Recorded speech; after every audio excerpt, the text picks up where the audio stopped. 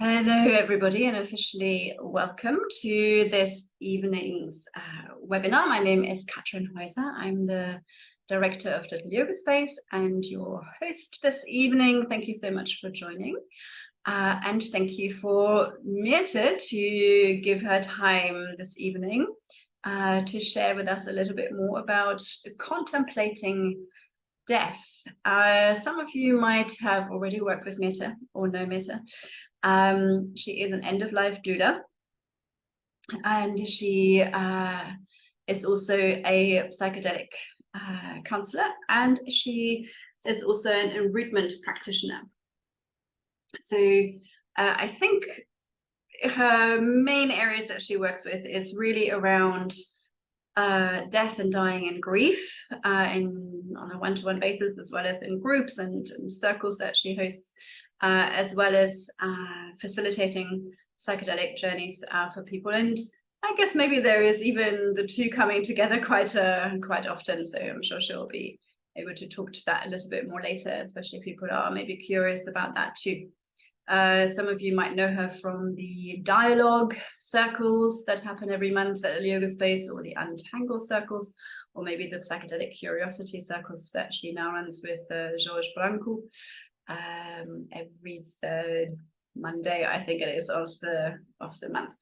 So I'm going to hand over to Myrthe for right now to get us, I think, settled a little bit. And then we can get started with a few questions. Hello, everyone. Really, really wonderful that you all made an appearance tonight. Thank you so much. It's really great to have you here. And thank you so much for your introduction, Katrin, and for also moderating this conversation. Really appreciate it. So before we dig into any questions, let's have a little bit of a grounding meditation, just a short arrival. It's very hot outside. And I always feel at the beginning of these kind of things that I could do with a few extra breaths. So I invite you to join me. If it feels good, close your eyes. Find a comfortable seat. And if you prefer to turn your camera off for this little bit, please feel free to do so. And let's take a deep breath in through the nose. Sigh it out from the mouth. Feel free to make lots of sound with this. Let's do a second one. Deep breath in. Hold it at the top. And let it go. One deep breath once more. Inhale, fill up. Hold. Sip in a little bit more. There's always more. And release that. And perhaps this is the first time today that you're checking in with your breath, that you're taking a moment to ground and to become present. And that is totally okay. So welcome yourself to this space. And just have a little check-in with where your breath is traveling and for what purpose. Is it traveling to particular parts of the body to expand? Or is it traveling to parts and it gets a little bit stuck? This is all just a note. There's nothing to change here.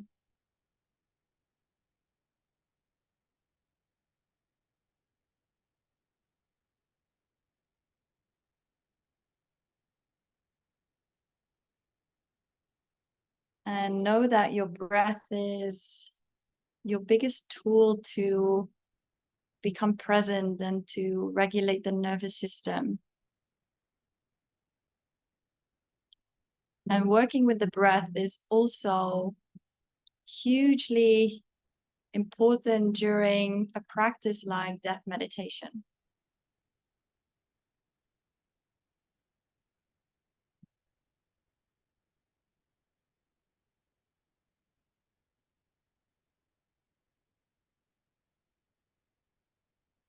Slowly bring the palms of the hands together and start to rub them, creating some heat and some warmth. And then once you've created that, place them on a part or parts of your body that need some extra love and support. Could be your heart, your head, your neck, shoulder, your thigh, your big toe. Just let the warmth enter through the skin and come into your system.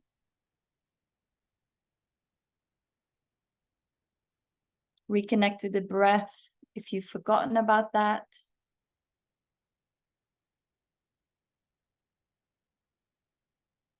Take another deep breath in, fill up. And release it from the mouth.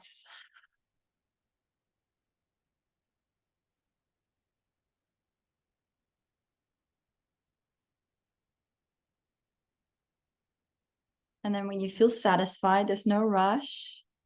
Slowly release your hands. You can gently come back into this virtual space. Blink open the eyes.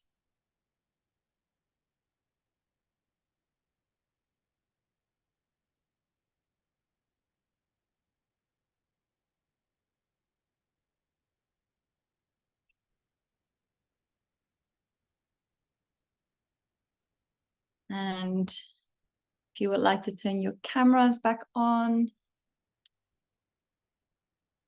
this is optional, of course.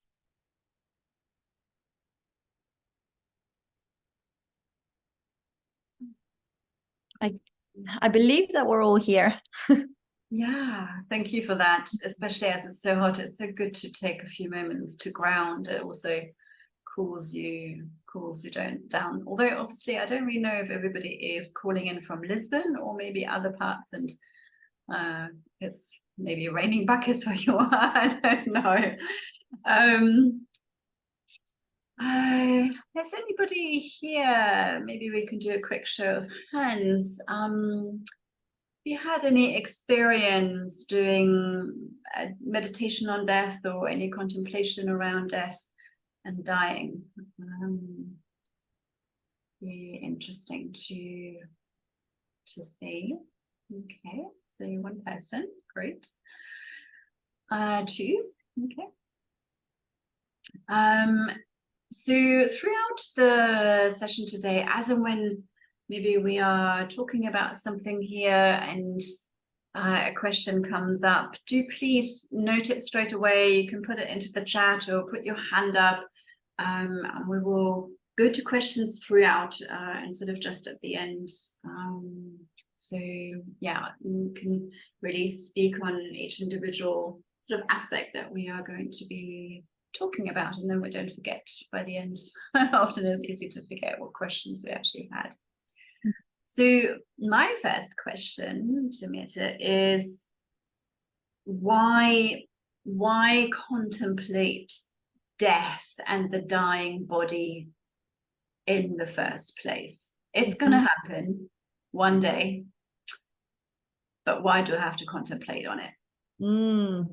Good question. So it takes a lot for our mind to come to terms with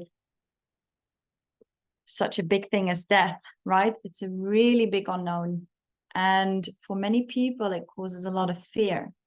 So understanding what the process involves in terms of the physical events that are going to happen, we take back a little bit of control in an area that we think we don't actually have any control. So when we understand what is happening to our physical body, that gives us a sense of peace and calm. Also, it can really give us insight into what we still have as unfinished business, what relationships need mending, what dreams we haven't chased yet. So it really brings to the surface all of those things, and we can take that, we can use that to our advantage. We can really take action with the information that we gained from these meditations. Also, when we understand the process of our own body, this means that we also understand what that could mean for the people around us. So we're better prepared to deal with the death of a loved one in our circle. So this practice really asks us to question what we are doing in this life at this very moment, and to see what is important for us to do in order to prepare for death, the one that's ours and also the one of our loved ones.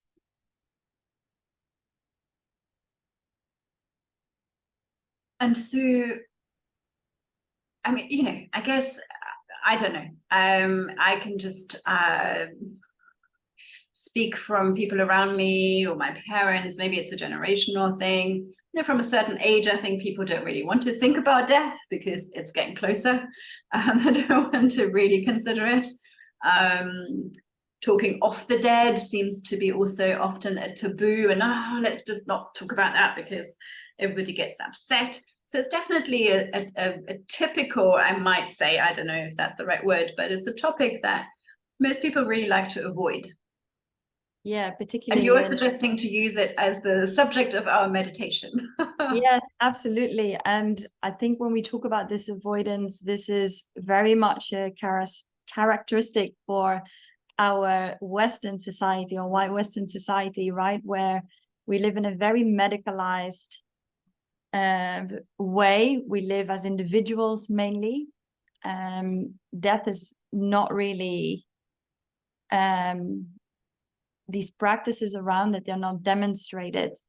We know from so much research that meditation in itself is really beneficial. And to do that on death is equally as important. Avoiding the topic is not going to solve anything. It's not going to prevent it from happening. Not talking about, or talking about death won't actually kill us. It will actually give us so much more valuable information and make us realize, all right, this is what I'm doing right now, but if I were to die, do I want that to be in a hospital? In one of my sessions, there was a woman, it was her first time, and she was a little bit hesitant, but as we ask with these practices, show up with curiosity, right? Be open to what can come up. And after the session, she said, holy moly, I had this vision of myself in the hospital. My loved ones were around me, but I was in a hospital bed. I don't want to live in a hospital bed, but that requires arrangements. We can't just assume that we can die at home, because it requires different resources. It requires people to help out, caretakers, medication, all kinds of things. If we are not aware of that, then it's going to be very hard to pull that off in a time of crisis. Additionally, in terms of a spiritual connection, because often meditation is also to enhance our relationship to something bigger. By connecting to that, we can really take away some of the fear.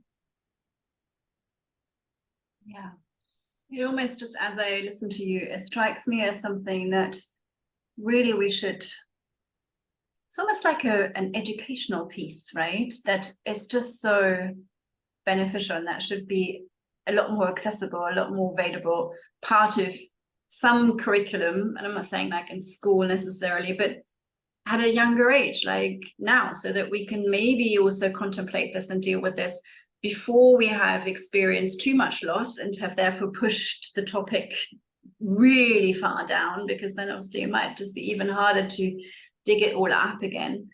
But it seems to me like almost like a foundational piece of things that we should just know about our own body, and that isn't available in any form of system, I guess.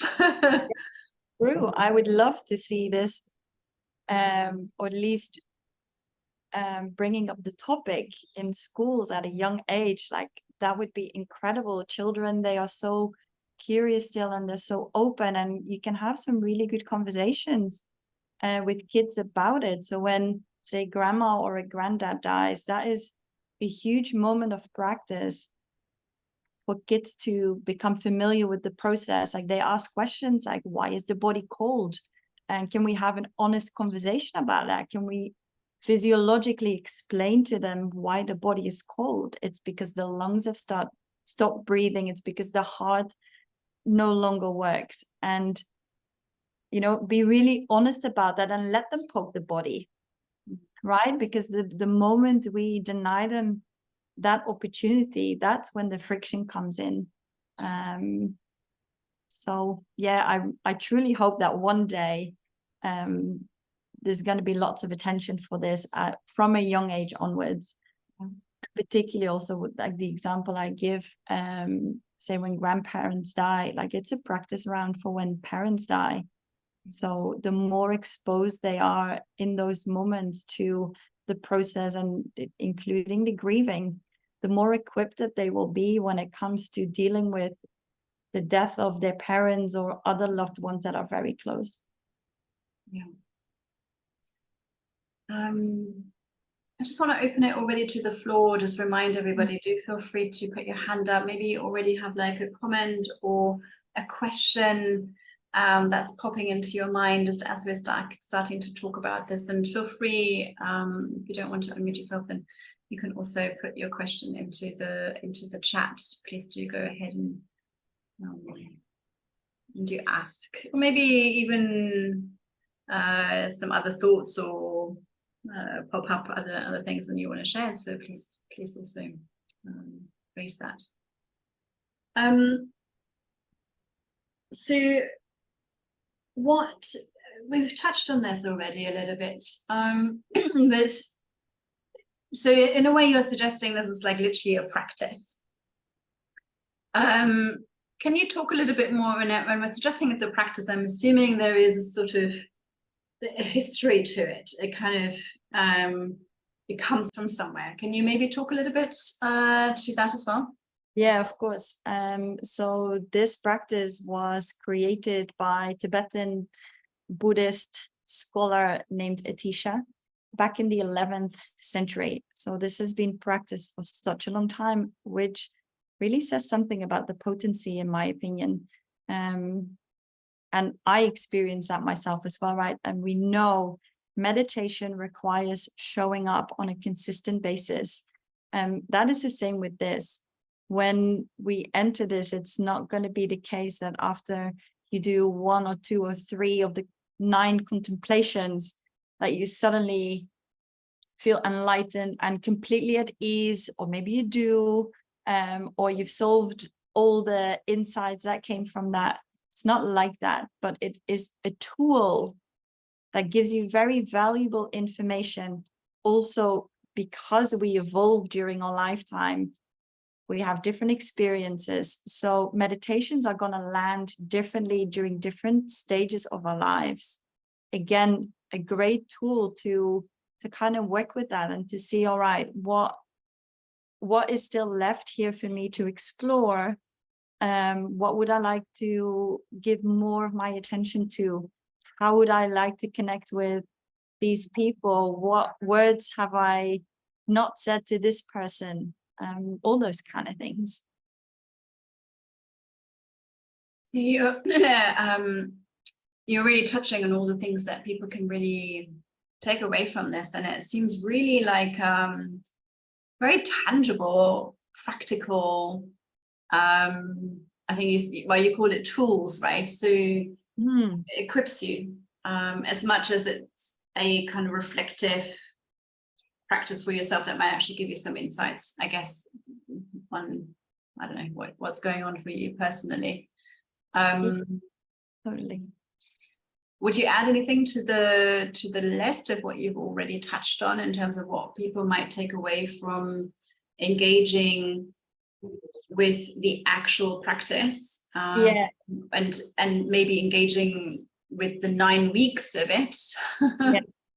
I think what I would love to emphasize is that it really softens the fear. So many people have a fear because it's this big unknown thing, or people have had experiences that have been really challenging, really hard, traumatizing even. When we expose ourselves to this in this really gentle way that makes us understand, makes the mind understand how this works, because the fear comes from the mind, right? Our mind tries to understand something. When we do, it softens the fear. It really does. So that is probably my biggest encouragement for people who find this a really scary topic.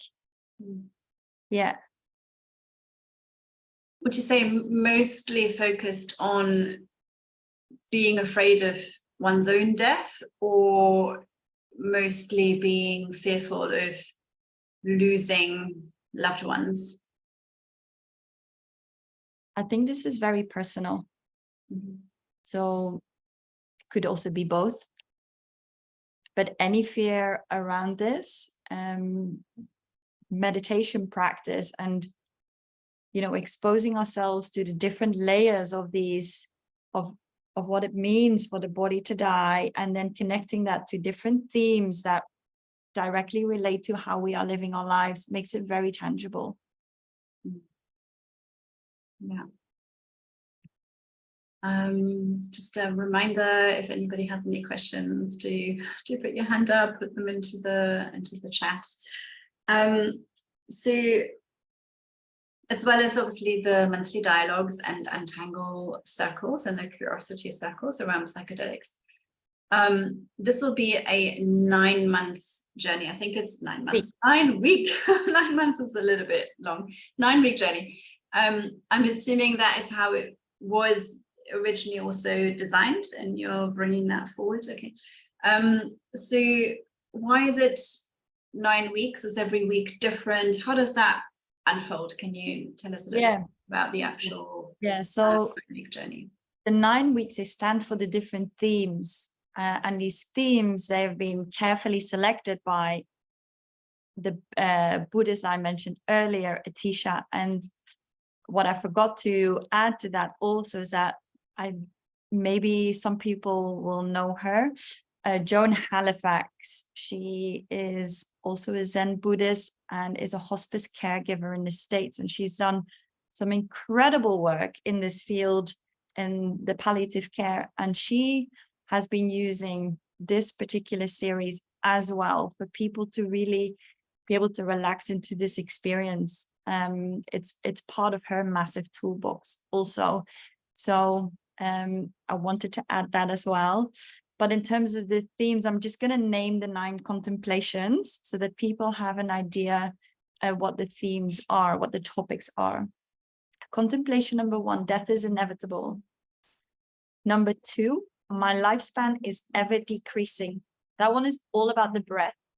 So every breath we take is one breath less that we will take across our lifespan. Number 3, death comes whether or not I'm prepared. So we cannot stop it.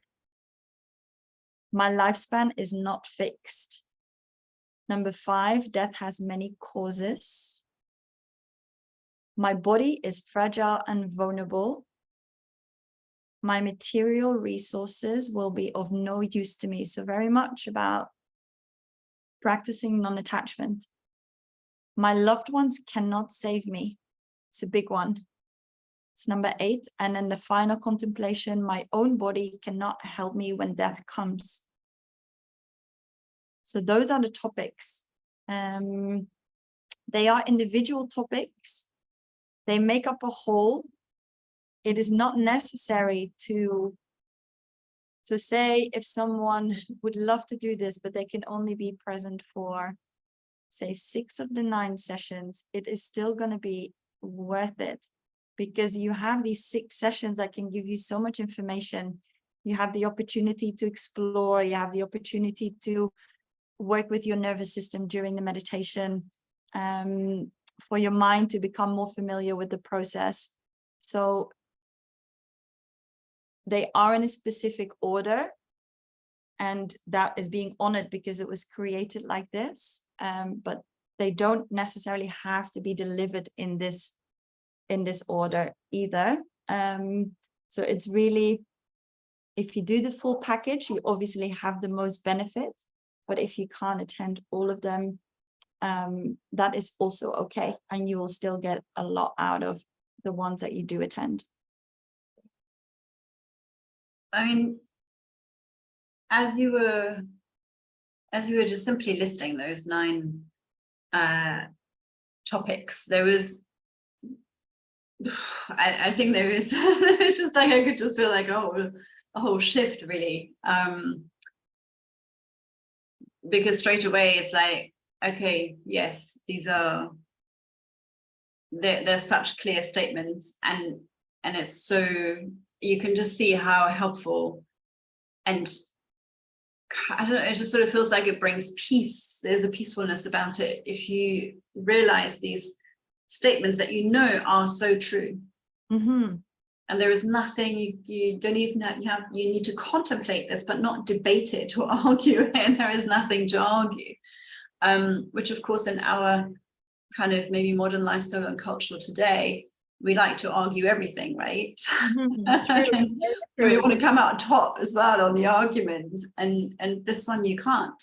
Yeah, and it happens in death as well, right? With people who have had a terminal diagnosis and they have the choice, okay, I'm going to prolong my life. And obviously this is an individual choice. And sometimes people choose the way where they want to live longer and they think that they can control that, but really, can they? Yeah. Yeah. Yeah. So it's just shivers going down my spine already. Within the actual session itself, how does that unfold? It's an hour and a half, I can't remember exactly. Mm. So I'm doing an hour and a half of only meditating and sitting with it, but there will be quite a lot of guidance and maybe journaling or reflect. I don't know. Can you talk a little bit about how a session unfolds? Yeah, so there is a framework to this to make sure that everyone, arrives and feels comfortable. We do some gentle movement because it's really important when we meditate, and this goes for any meditation practice, that we actually feel embodied, because we cannot expect of the mind to rest if we are somewhere else with it. And to get back into the body, we do some movement. This is not going to be anything intense, and it will differ from week to week, whatever the feel is like on the evening. Some breath work, because breath work lowers our resistance to of the mind to want to hold on to a specific type of control.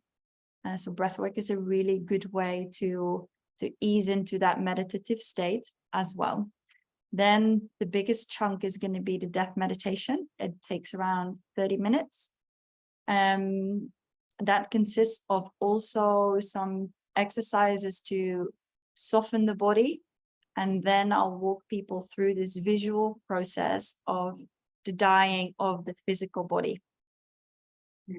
After that, we'll have a sharing.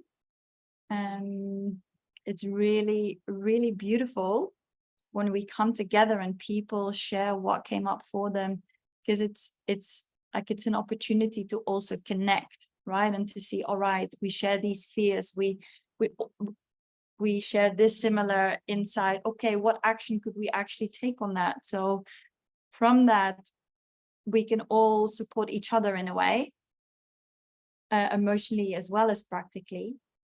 And each week there's going to be a different journaling prompt to kind of continue the work and the insights that came from the meditations. And obviously that journaling prompt, that's entirely optional, but it's kind of nice to ponder on specific questions that relate to the topic.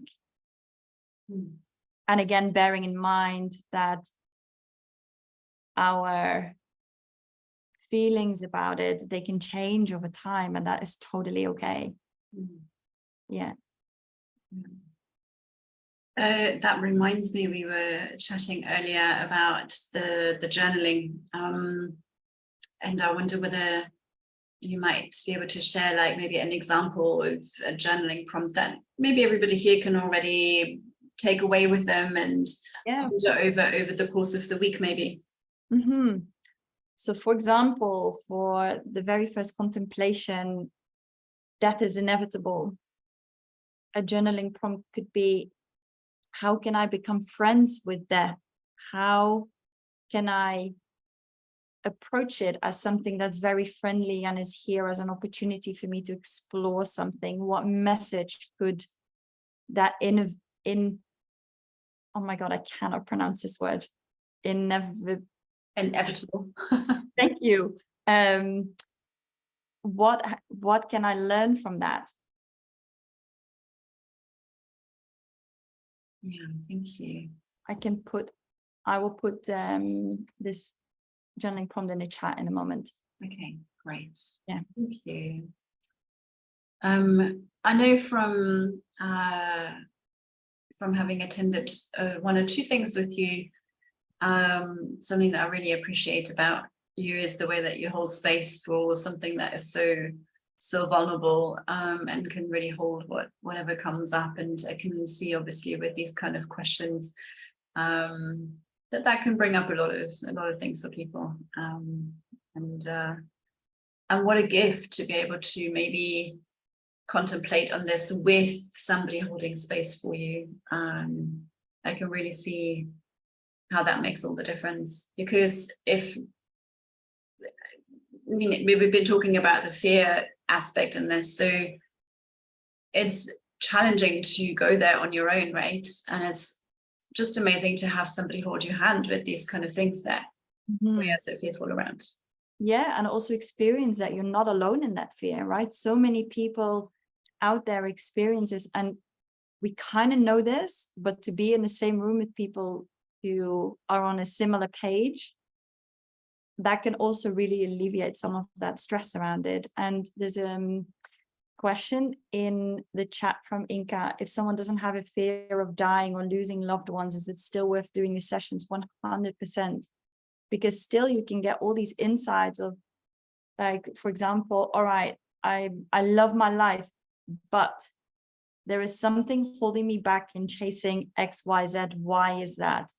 If I become in touch, if I get in touch with the finality of my life, like really get in touch with that, because suddenly on a completely new level, I understand what it means to die, then that might actually prompt you and action you, give you like this fire in your belly to go, whoa, all right, I'm going to take action on this. Like, I'm not going to wait around because I don't know when this is going to happen. I feel healthy, but really it doesn't say anything. So I guess this is also just as much about life as it is about death. Always. Yes. Always. Yeah. Yeah, so that was a beautiful question. Thank you, Inka, for asking that. We also, just before we started the webinar, you and I chatted a little bit, and you were saying that you also really see the potential of this possibly in combination of microdosing, as you are also facilitating psychedelic journeys and of integration and information education around that.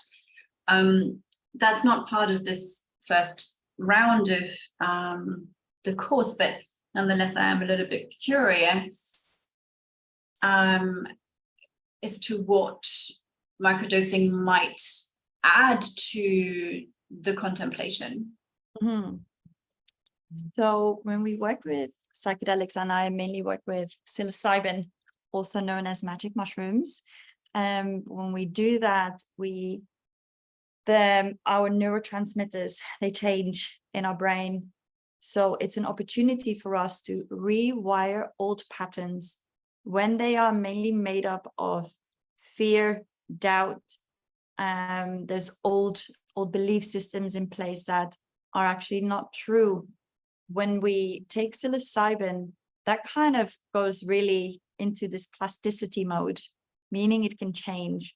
So when we then bring in new information that does serve us, is usually that's a moment where new wires can be created.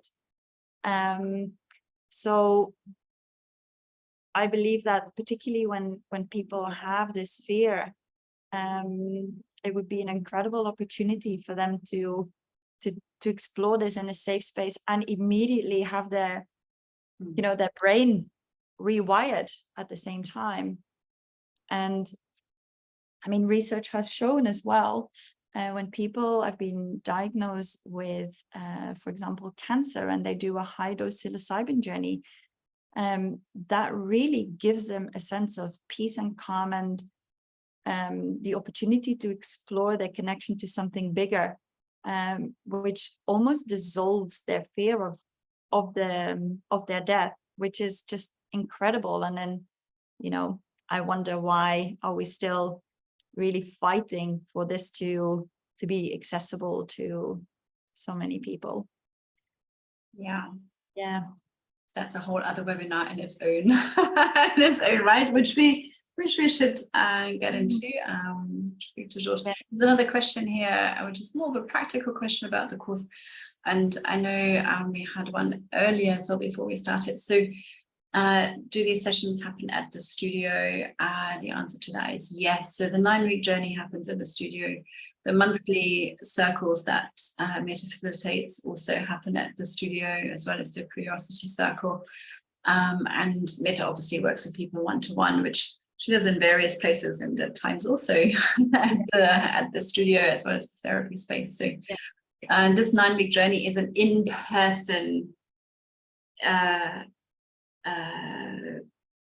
experience, and there's nothing hybrid or online about it, which is, I think, also much needed. Not that this wouldn't work in an online format, but this round will be in person. Yeah, exactly. And I think it would be nice to add as well, when we're going to spend 9 weeks together, like, imagine the potential for new relationships to evolve. Yeah. Especially when you enter this vulnerable space, you're going to share every week. You're going to see the same faces mostly. So it's an incredible opportunity also to connect with others. Yeah, absolutely. And that does lead to the question that we did have earlier: is 9 weeks as long as quite a lot of Thursday evenings? So what if you can't make all of the sessions? Can people still join? Totally, and I highly encourage it. Yeah. So you were mentioning how the different topics obviously build on one another, but I also remember you saying that they are just also complete in their own right and give you so much already to take away and contemplate on, right? Yes. Yeah, completely. Okay.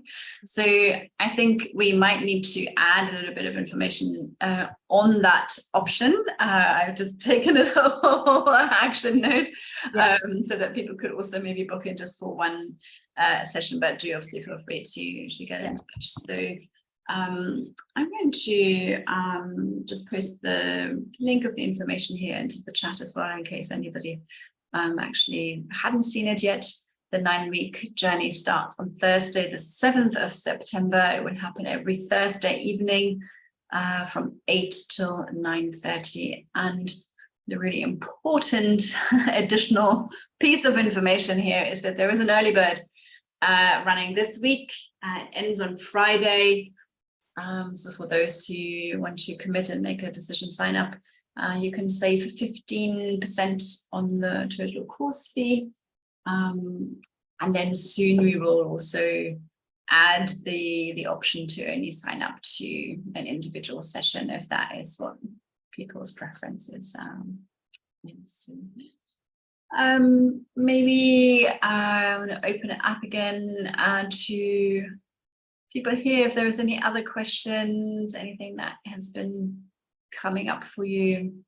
Or maybe comments or observations from I would love also to hear what draws people to this webinar, and is there a specific interest in this topic already? because obviously I don't have that a lot with this, with my work, right? It takes a lot of warming up for people to engage. So I'm really, really glad that we are here tonight talking about this. I would love to hear about your relationship to death, if someone wants to share, or what you would hope to get out of this if you were to participate. That's a great question. Yes. Feel free to, you can also put that in the chat if you don't want to unmute yourself, but also feel free to press the unmute button, and you're very welcome to share. Yeah, Joanna is saying, I've always had a fear of death and a big sorrow. When I think about it, I feel that it stops me from living my life to the fullest. And it's true, right? When we don't give our fear the space to be seen, when we try to hide it, when we tuck it away, it's actually not going to go away. It's going to get bigger over time, and it's going to cause blockages and affecting in how we are showing up in our life right here, right now. So I know it sounds like such a controversy to address this really actively, but I do invite you to explore it exactly in that way. Yeah. There's another comment here from Michelle. I feel like connecting to death will connect me more to life and support priority. Yeah. Amazing. Yeah. That seems to be really the message here that I'm beginning to take away from what we've just been talking about, and people's comments are this is so much about life as it is about death. And I guess in terms of who this practice might be for, be maybe because you're fearful of death, but maybe also because you're curious about life, and you want to, maybe really live your potential more. Yeah. What I would like to actually add a caveat about all of this, which is an important one. So we can do all this work, right? And prepare ourselves the best way we can. And still, death is likely going to be hard. Losing someone is going to be hard. That is still the reality of this. So I just wanted to say that, because that is just the reality, and we need to be aware of that. So emotionally, we will be way better equipped, but it's not going to mean that things will be easy, because it's not. It's a hard topic. It's a hard event. Like, it's a sad event. And still, we don't know how it's going to unfold, but we're going to be so much better equipped. Our mind is going to be so much more at ease. Yeah. For me, but that's really kind of like it, and that's also part of it. It's good to name it as it is. It is hard. It isn't easy. Nobody said it was, but to actually really give space to that and acknowledgement to that, and because again, there's so much conditioning in our kind of modern lifestyle and culture of just sort of looking for the easy way out on everything, right? So to actually acknowledge that is not going to happen, and yeah. There's a few more comments here. Inka said, I almost died some years ago, and after that I was very happy I survived and was living very intensely. I was in touch with death all the time, but a couple of years ago I lost touch with it. I kind of forgot about it, so I'd like to get that connection back. That's a beautiful intention. Yeah. Thank you for sharing that. Thank you. I think this is an example of exactly when we come very close to it. Like, you've had this experience, Inka, and suddenly you realize, oh my God, like this can happen at any moment. Like, I'm going to make the most of it. That's exactly what you're saying. I started living very intensively. So yeah, I guess that's good food for thought for everyone. Yeah, thank you for sharing that. And Joanna also shared, I'd like to join, but I'm going on holiday in October. Now that is a good reason. Yes, absolutely. So you can join even if you miss some of the sessions. Something that Myrthe and I still need to do, which we haven't put on the information page yet, is to add like a button where you can maybe just sign up for 1 or 2 sessions or some of the sessions individually. So we will also make that available. Or whether it's like, if you can't join all of these, contact us, or, you know, basically there just needs to be some information about that on the page, which we will be adding in the next couple of days, and we can send you a follow-up on that. So yes, and I think you're saying, yeah, maybe you can get some materials to go through when you're away, and I believe with the journaling prompts, there's a really beautiful way to really continue with the practice. Yes, so I'd be happy to share the journaling prompts with people who can't attend, of course. Great. Yeah.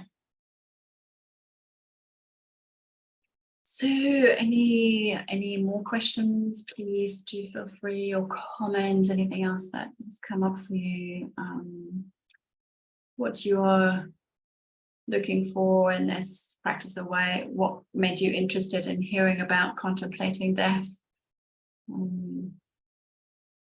Please do share.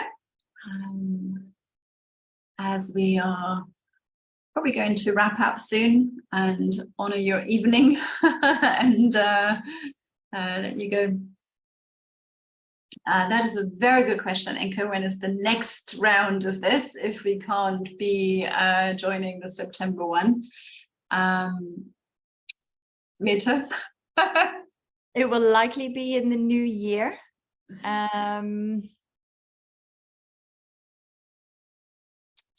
Yeah, I think it would be good to maybe reach out personally so that I can keep you in the loop about updates. Yeah. So I very much hope this will not be the last time. And as you were saying, you know, there will be those monthly events as well coming back soon. And so in the meantime, that's a really nice way to connect and to, you know, already start with some of the practice and to start sharing. So yeah, that's a really beautiful idea there. Absolutely. So it's a 9-week journey. It starts on the 7th of September, every Thursday for 9 weeks. If you're thinking about joining, you have other questions, maybe you think of the question tomorrow, you say, damn, please reach out. Both Myrthe and I are on it. We're monitoring our inboxes. The early bird ends this Friday, so if you feel like you want to sign up, this is it, then, you know, sometimes we just have to go, okay, let's go, let's do it. Let's sign up and make that commitment. And it feels great because you know that's what's coming up. You can plan for it. You can put it in your diary. Personally, I'm a great fan of that. Just know what's coming up and what I'm doing. And you can save 15% on the course fee. So make sure you get your questions in before Friday, so that you still catch that early bird. Myrthe, thank you so much for your time. As always, it's great talking to you. I really appreciate your work so much and your holding of space.